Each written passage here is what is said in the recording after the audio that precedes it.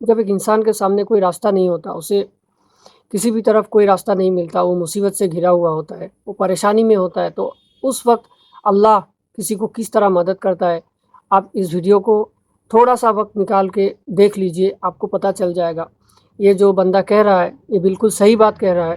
اس بندے کے ساتھ جو ہوا وہ صحیح وہ بیان کر رہا ہے، اسی لیے اس بندے کی بات کو سنیے، تب آپ کا ایمان تازہ ہو جائے گا، اور اللہ کس طرح سے جو اللہ کے چاہنے والے ہیں، اللہ سے جو مانگتے ہیں، ان کو اللہ کبھی رسوا نہیں کرتا، ان کو خالی ہاتھ نہیں بھیجتا، لیکن ہمیں مانگنا آنا چاہیے، جس طرح سے اللہ سے مانگنا چاہیے، جس طرح سے اللہ کو حق ہے کہ میرے بندے مجھ سے مانگے، اسی طرح سے اللہ سے آپ بھی مانگیں گے تو آپ کو کبھی بھی کچھ بھی آپ کو مل سکتا ہے۔ کس طرح سے ملتا ہے یہ آپ اس ویڈیو کے ذریعے آپ بخوبی سمجھ سکتے ہیں۔ اس ویڈیو کو دیکھیے ذرا دھیان سے۔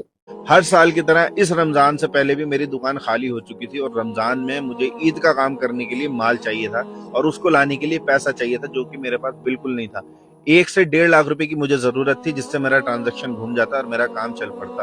کافی لوگوں سے میں نے کہا پیسوں کے لیے، لیکن کہیں سے کوئی انتظام نہیں ہو پایا۔ میں نے سب سے کہا کہ بھائی میں بیچ کر عید کے بعد تمہارے پیسے لوٹا دوں گا، مجھے کچھ پیسہ دے دو۔ تو کسی نے تو پروفٹ کی بات کری کہ میں بھی دے دوں گا پیسے، لیکن مجھے اتنا پروفٹ چاہیے جو کہ میرے لیے پاسبل نہیں ہو پا رہا تھا۔ ہار مان کے میں نے پھر اللہ کے سامنے سر جھکایا اور کہا اے اللہ، جہاں جہاں میں نظر دوڑا رہا تھا سب جگہ سے مجھے نا امیدی ہوئی ہے، بس اب تیرا در بچا ہے جہاں سے مانگ کر میں کبھی نا امید نہیں ہوا ہوں۔ اے اللہ مجھے اس پریشانی سے نکال اور میرے کاروبار میں برکت کر دے، مجھے پیسوں کا انتظام کرا دے میرے لیے، کہ میں مال لا سکوں، دکان میں اپنی تجارت کر سکوں۔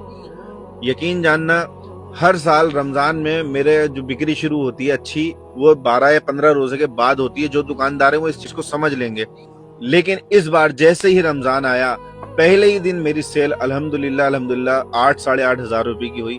اس کے نیکسٹ ڈے میری سیل ہوئی 10 سے 12 ہزار روپے کی، اور اس کے بعد اتنی سیل ہوئی کہ 5ویں یا 6ٹھے روزے کو میں دلی چلا گیا مال لینے کے لیے، اور اچھے پیسوں کا میں مال لے کر آیا، بڑے بڑے کارٹن بنا کے 3 نگ۔ دیکھو، دیکھنے والی بات یہ ہے کہ میری دکان میں مال نہیں تھا، اس کے باوجود میری اللہ نے ایسی سیل کرائی کہ مال والوں کی دکان میں بھی اتنی سیل نہیں ہوتی۔ مجھے خود بھی امید نہیں تھی کہ میری دکان میں ایسے ایسے آئٹم پڑے ہیں اور وہ بک رہے ہیں۔ اللہ نے پتہ نہیں کہاں سے گراہک بھیجے۔